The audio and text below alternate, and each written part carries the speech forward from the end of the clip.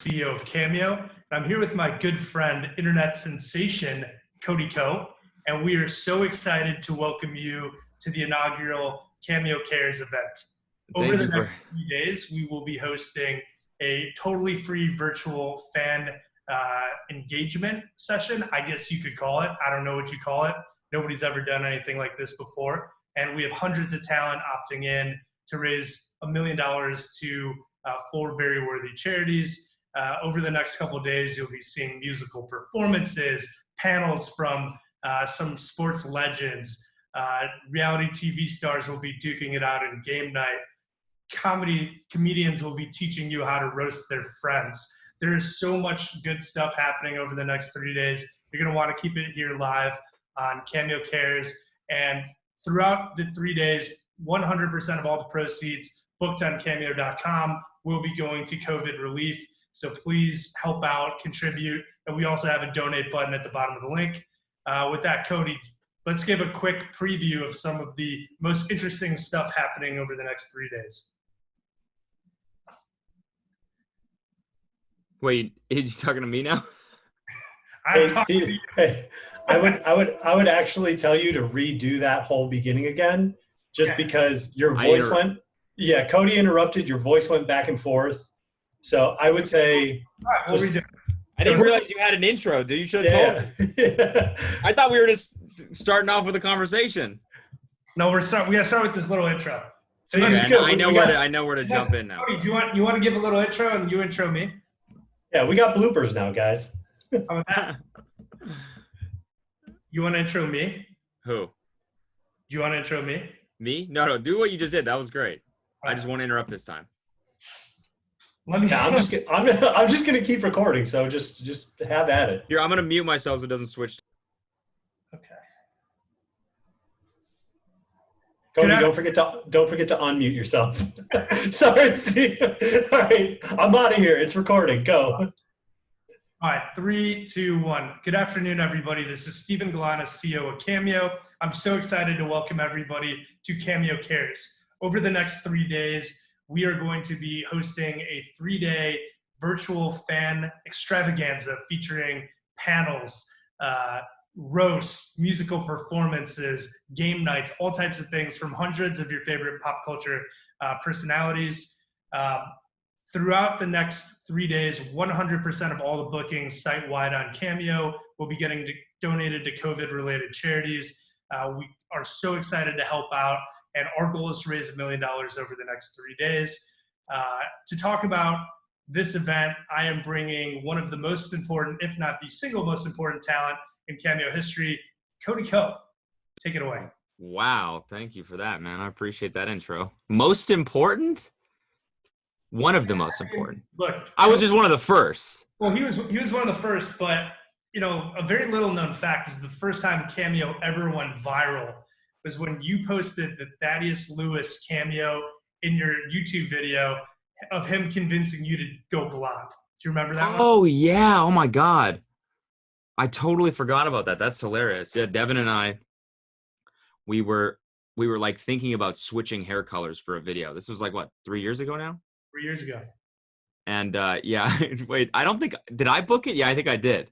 I booked Thaddeus. You booked it, but I remember you reacting to it. It was so funny. And at the end, you're like, and if you want to book me, we should find that video too and play that maybe. Yeah, but it was good. He gave me the confidence to do it. I dyed my hair blonde, and I still regret it to this day. No, I'm kidding.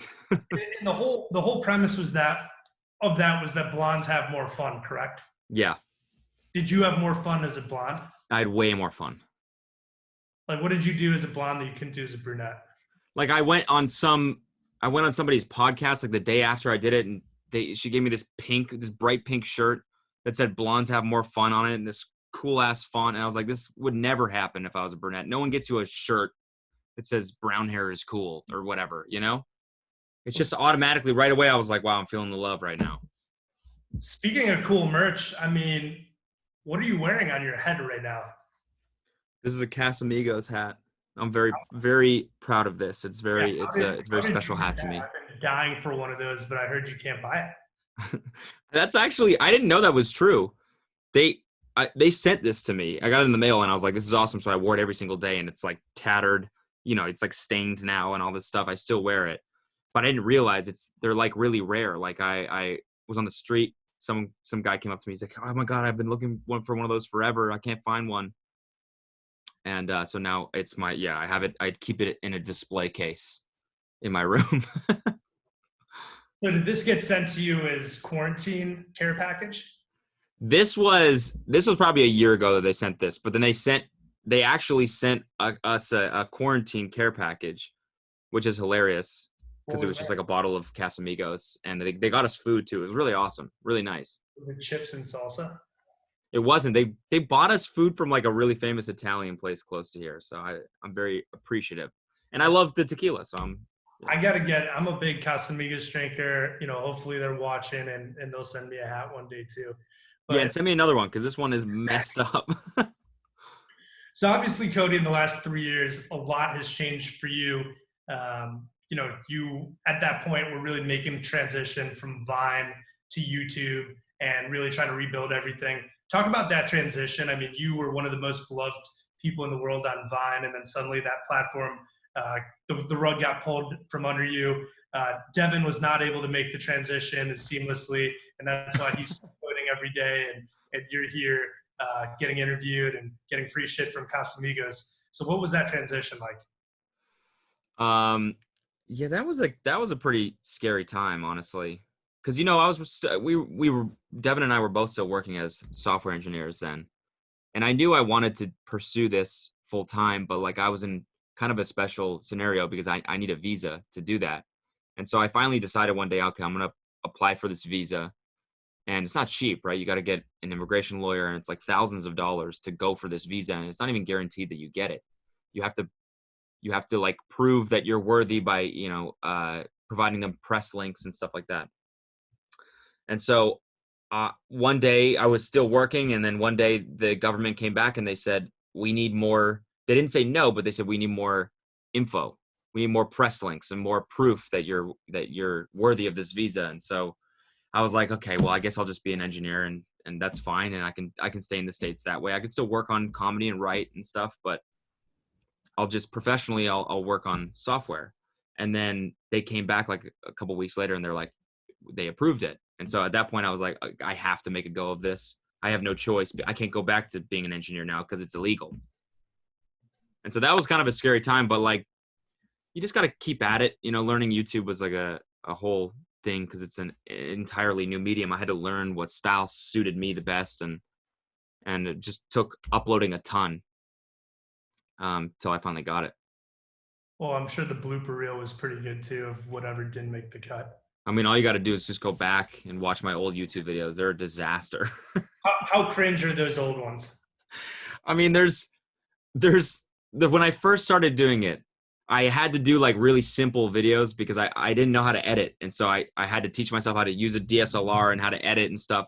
Not the most difficult thing in the world, but like for someone that's just, trying to make a go of this as a career, I'm like, okay, I really got to learn how to do this stuff well.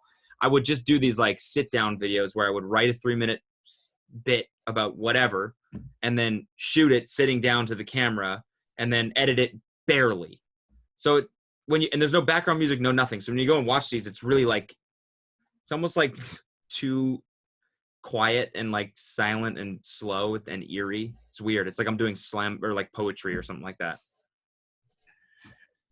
And when you think of that transition from making this really cringeworthy content to making content that you're, I would assume, pretty proud of today, when did you feel that inflection point hit, and when did you really start to hit your stride? There was a video that I did basically goofing on Instagram comedy people, and that was the one that it was the first time that I filmed a video like in front of the camera where I was talking to the camera about something else, giving commentary on it, and joking about, other content. And that was the one that like popped for me for the first time on YouTube. At least it got, 3-fold more than I've ever received before in terms of views. And I knew like, okay, this is probably an avenue I should go down. I should try and write more, less sketch based stuff, more commentary. And then you hung up the keyboard? And then I what? Oh, you talking about for software? Yeah, that's when I finally hung up the keyboard. You hung up the keyboard. And for those of you that don't know, Cody's actually Canadian. So, depending on if we get a northern wall one day, they might have to send it back. So switching gears a little bit, Cody and I go back a very, very long way. We went to college together, for those of you that don't know, and actually we're even in the same fraternity. So I've known Cody literally since he was 18 years old. And a very little known fact is that I may have been Cody's first employer. Do you want to talk about your days as DJ Hammercock? Oh my God, that's crazy. I forgot that that was you and Zach. Me and Zach. Spartan. That's wild. Yeah, so I learned how to DJ in college because it was like an easy way to make money, and it was fun. Like DJing parties in college is just like people coming up to you being like, okay, do you want this free drink? And you don't have to buy any drinks, and then you get, I don't know, it was just like a little life hack in college, honestly. And you hired me to play parties. Parazods. Yeah, Parazods. So thank you. So it started your musical career, and then today, fast forward 10 years, and you have a #1 album in the world as part of Tiny and Meat Gang. How did that happen? #1 album in the world? I wish. In my heart. That's a separate chart, right? Yeah, no, that all just started from a joke, honestly. We just jokingly started making stupid music, and it eventually just turned into something like that we really like doing.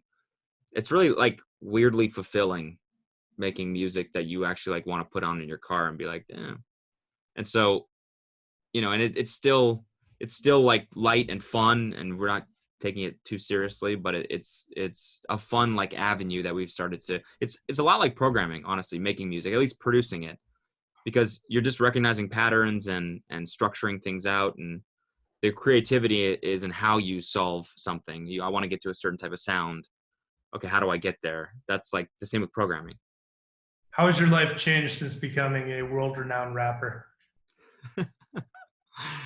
Nothing really, honestly. We signed a record deal, and we went to a Spotify party. That was probably the most I've felt like a music artist ever. How was the Spotify party? Was it better than Cameo parties? I gotta be honest, it was pretty wild. It was pretty wild. It was like every A-list music person that you can think of was there. It was wild. If you could collab with any musician in the world, who would it be? It would be Mark McGrath, who I see you have on the Cameo lineup. Yeah, what's Mark doing? He's what is he doing? I don't know. It just says Mark McGrath. He's hosting Celebrity Game Night tonight, right? Oh, that's sick. He's great, man. We had him on our podcast. He's a great dude. Like really fun to just like listen to him speak. So that should be fun. But yeah, we talked about like doing a song, because we were like, what if we sampled what's Sugar Ray's? Fly. Which one? Fly. Yeah, Fly, or Someday When My Life Has Passed. Is that Fly? Oh yeah. I'm blanking. I forget, but we were like, what if we sampled it? And he was like, dude, for sure. That was my favorite band as a kid. Yeah. And, it's so funny that of every single person to kind of like go viral on Cameo this year, it was Mark McGrath. And, one thing that was really funny was I remember seeing a tweet where he goes, I went to bed, took a nap, and I woke up, and he was the most trending person in the world that day. It was the day that Trump's impeachment started. So literally he's like, I woke up and it was 1999 again. Yeah. And that's something that I've really enjoyed about Cameo so much.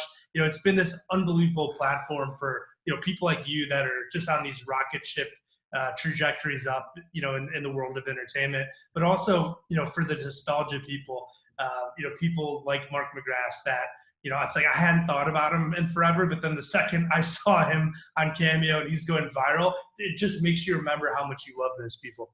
That's how we found him. Is we brought that Cameo up on our podcast, and we were talking about it for a little bit, and he saw the clip, and it turns out he had seen all of the shit that we've done, because we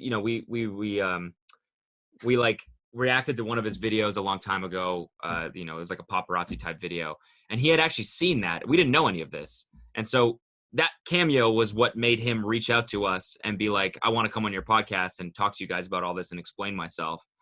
And so we got to meet him, and he's great. And like, he knew what he was doing with that cameo. He was like, I know I wasn't actually like breaking two people up or like breaking up with someone for someone else. It was so good though. And it reminds me of a story I have from early Cameo days. I ended up meeting Norm Macdonald at LAX right before I was taking a red eye home one day. And Norm is one of my all-time favorite comedians. Yeah. Dirty Work, top He's 5 so of great. all time for me. Yeah. And we're sitting there, and Norm's just obsessed with Cameo. And I'm is like, he? Oh, he loves it. I'm like, Norm, why do you like Cameo so much? He goes, this helps me with my improv. He's like, I get to try out material. And he goes, my fans are actually working with me to help me become more creative and create better content. That's why I like it too. I use it as like an improv exercise. If someone gives a funny prompt or not even a funny prompt, it's like, how can I make this funny? Who do you not have on Cameo that you really want? Who do you not have? Yeah, I mean, there's 30,000 people on there now, so it's harder. But what would be some dream Cameo people for Cody? Drake. What would you have him say into who? I would.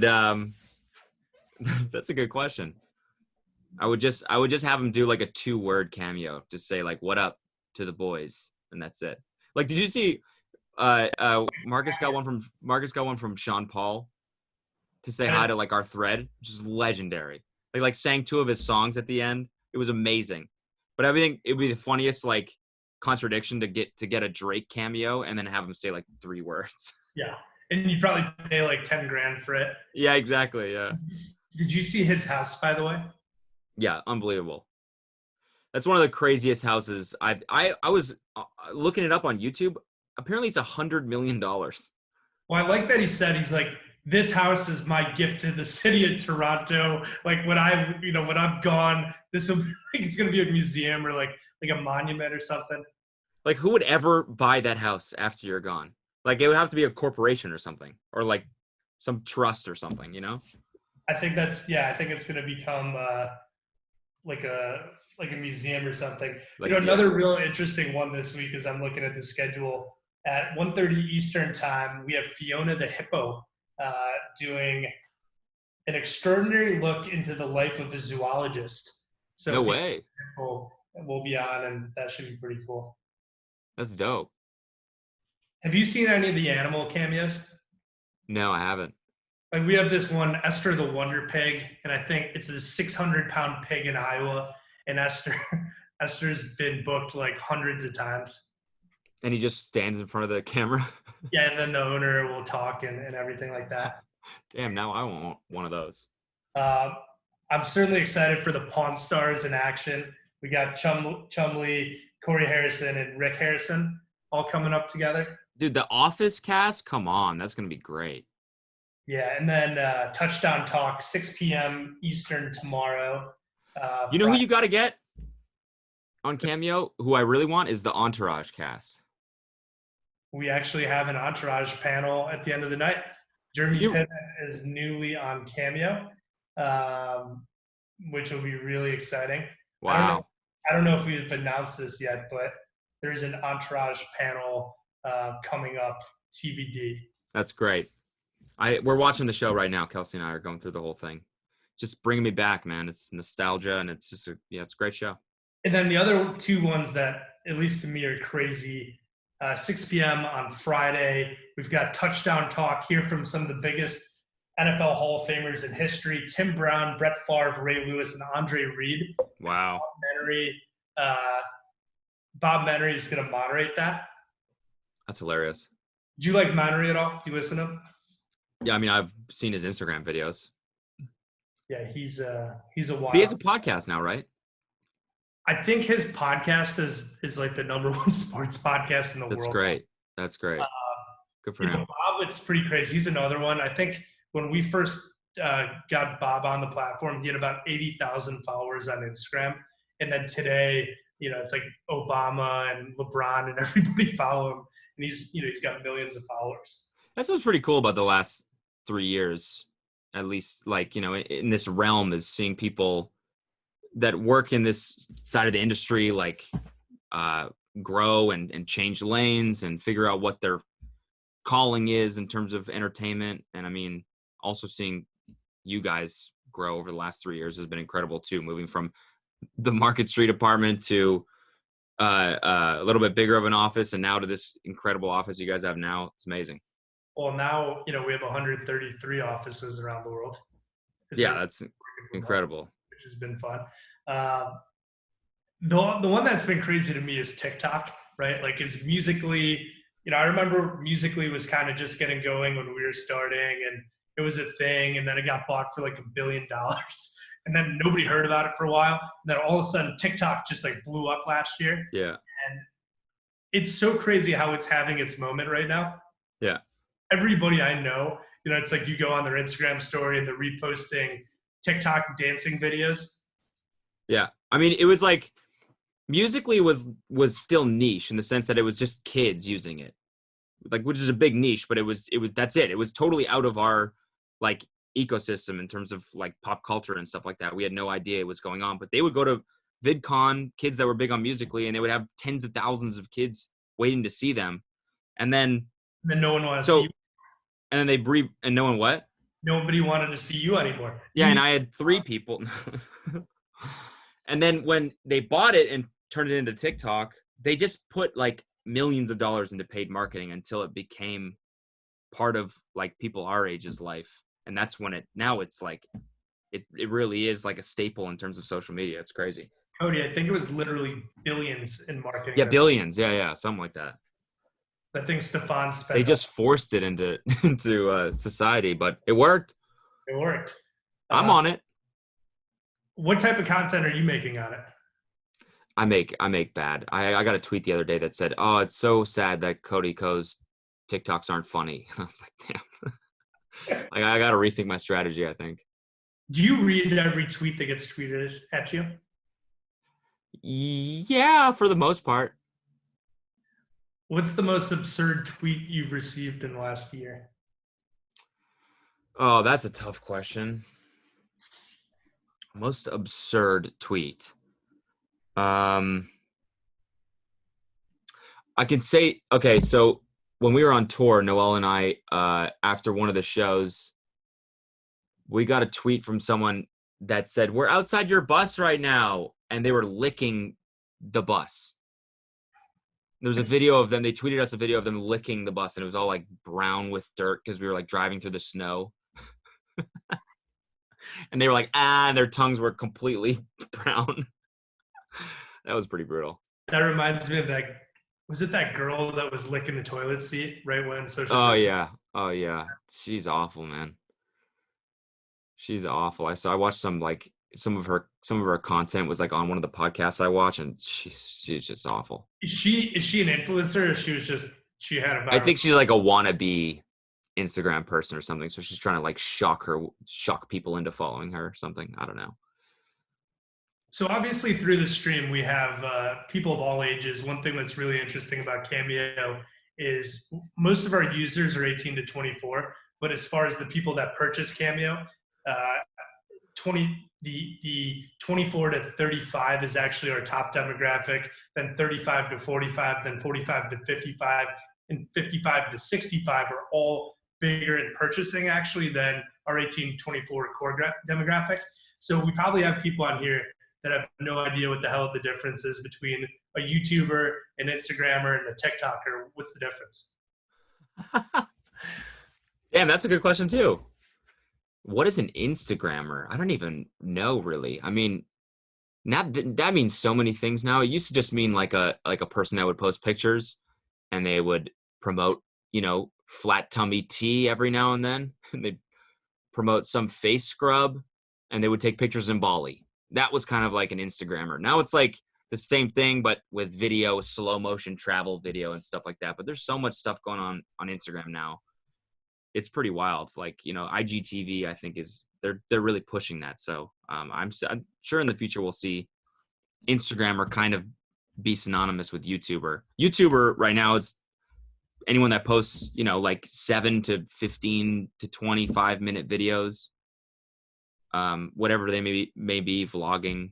So does it Style is just sitting in front of the camera. Is it heavily edited though? It's like the length of the content, not just the medium. It's also like how much editing goes into it, how much you're staying true to what you've done before. Like it's kind of like, that's why they're called channels on YouTube, I feel like, because it's really about like establishing your content style and sticking to that. Whereas on Instagram, it's kind of a free for all. Maybe I'm wrong.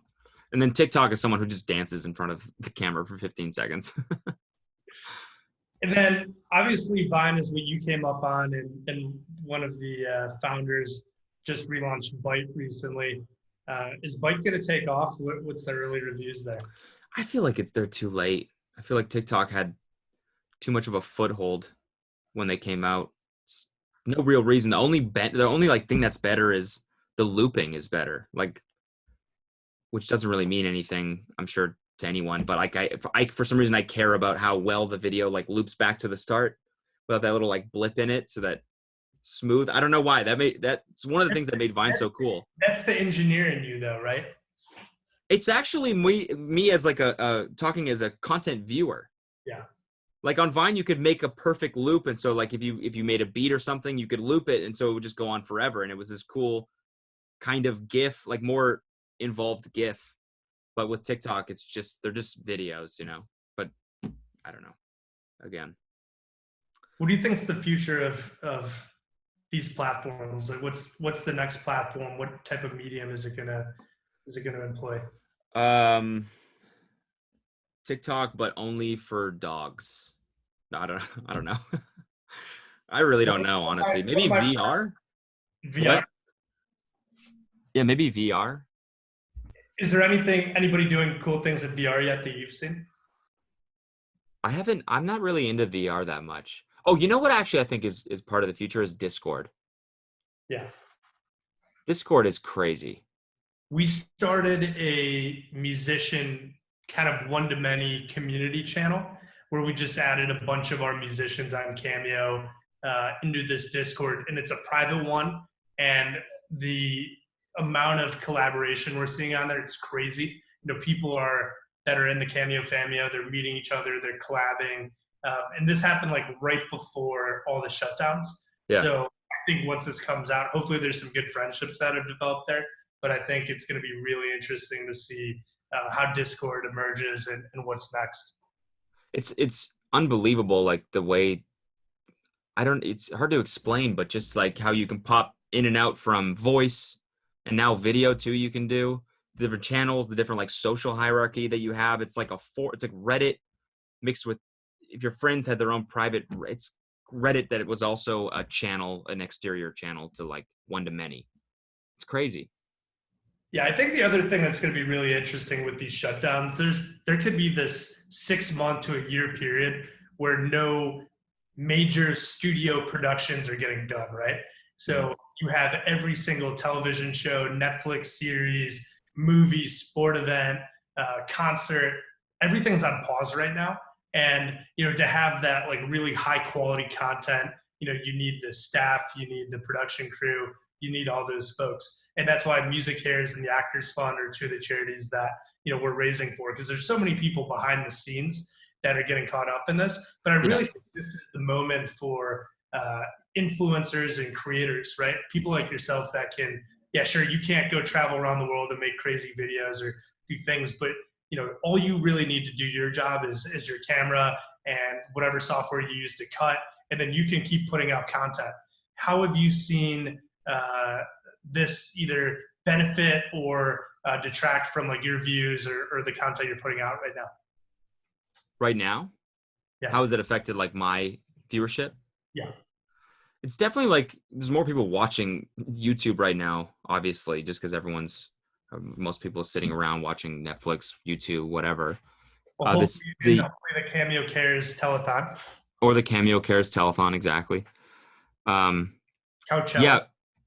What is it called? Cameo-cella? I heard somebody call it Couchella. I like that. Yeah, so I've just been trying to make as much stuff as possible, honestly, just to keep people entertained and help me stay sane as well, because I'm stuck in here, and so it's either that or I'm sitting around, doing nothing, drinking. I'd rather like make stuff and try to be productive, try to make people's day better, a little bit better now, because I know this is a tough time for everyone. Yeah, that's one of the things that's been pretty crazy for us too. Obviously, a lot of people are going through tough times right now. I saw a stat yesterday that kind of blew my mind. People 45 and younger, 52% of them are either out of work or have had their hours cut back. Yeah, it's wild. And, at Cameo, we've been really fortunate that so far this has been pretty good for us. Our bookings have been up a ton, more talent than ever joining, because for the first time in history, every single creator, athlete, actor, comedian, musician, all their gigs are canceled, all their games are postponed. Yeah, it's wild. So for us, it's been this inflection point moment where people for the last few years that have been saying, "Hey, I like this, but I'm too busy." They're coming on, and it's been a pretty cool cultural moment for us. And and at the end of the day, I think you're seeing content consumption going through the roof right now.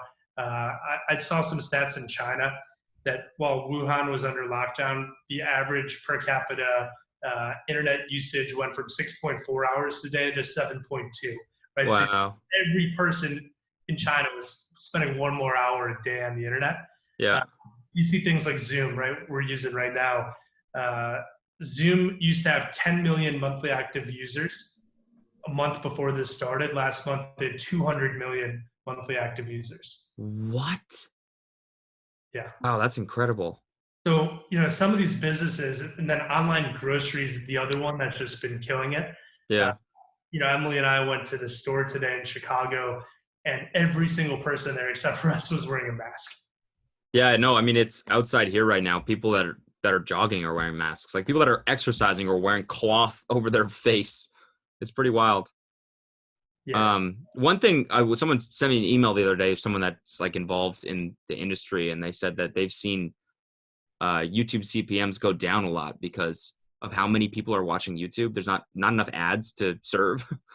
So the CPMs are going down for people.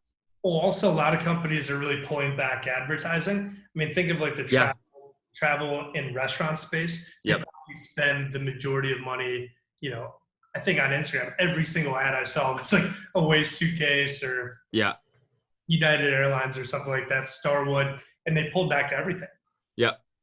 Yep. Because it's, even if you're not in the service industry or whatever, it's like uncertain times like this. Marketing teams are just like, but we will wait till see what happens to put any more money into anything. Out of everyone in the world, you have some crazy fans. There's so many people, and it's kind of funny just because we're close. I have a lot of them following me on Twitter and on Instagram, like the Cody Ko super fans. Who's the most unusual super fan that you have?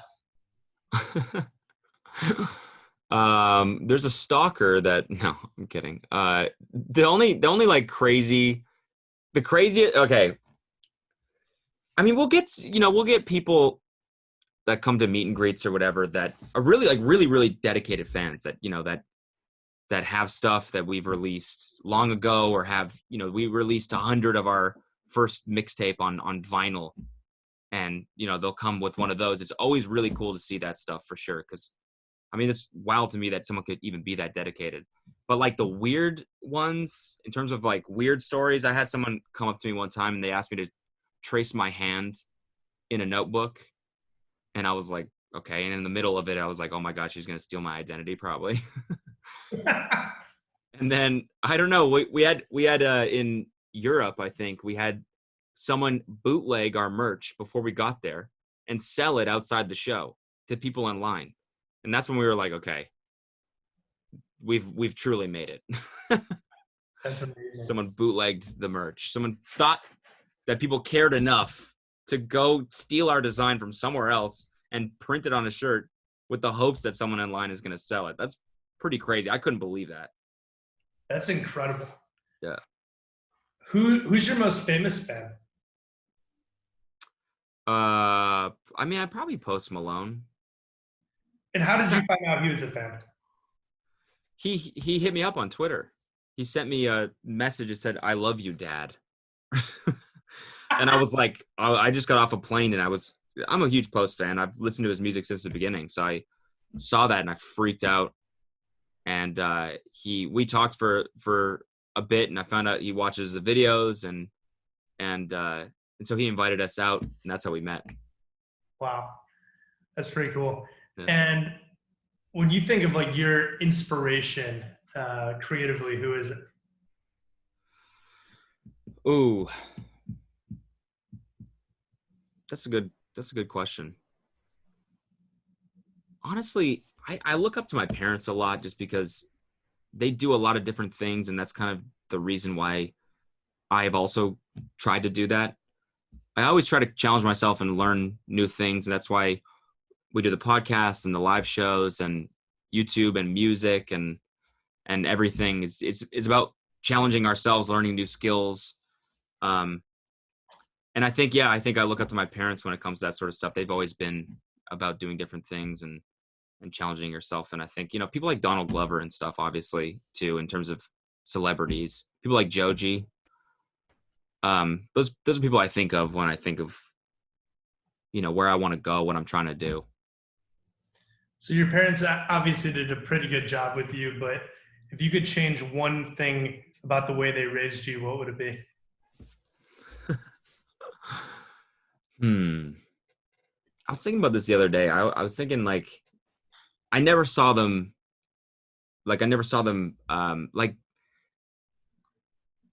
growing up in rural Canada, it's like there's not a lot of issues besides the winter. And so I almost feel like sometimes I had it too good growing up, That sounds like a dickhead answer, but I don't know how to handle conflict. I hate confrontation. I hate it because I never had to have hard talks or anything like that as a kid. And so I'm pretty bad at handling things head on when they come to me. I want to just avoid everything and pretend like everything's fine. And so, this is a therapy session now. So speaking of conflicts, last year while being in a barber chair, you kind of got torpedoed. Mm-hmm.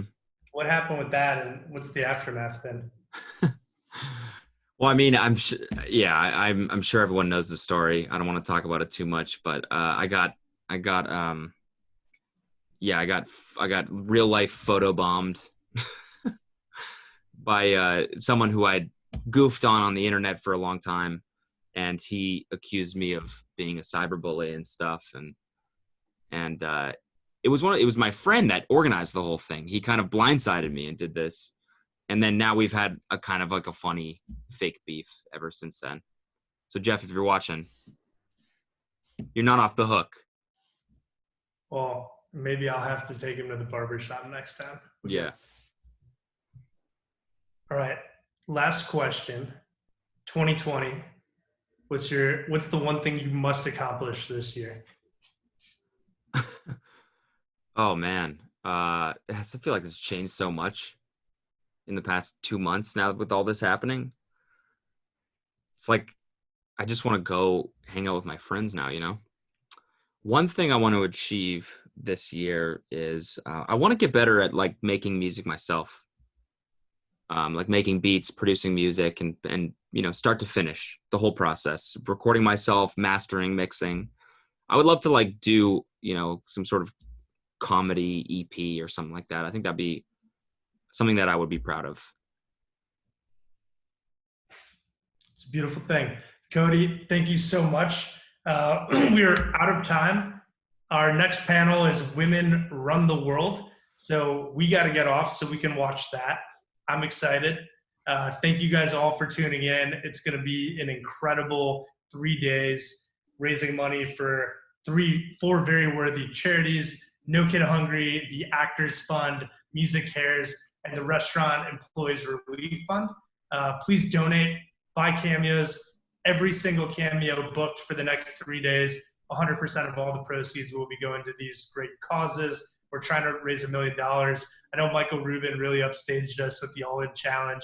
He's going to raise $100 million, but hey, we're going to do our part. And thank you guys so much for tuning in. Cody, thank you. Thank you, man. It was fun. Appreciate it. All right. Cool. Right on, guys.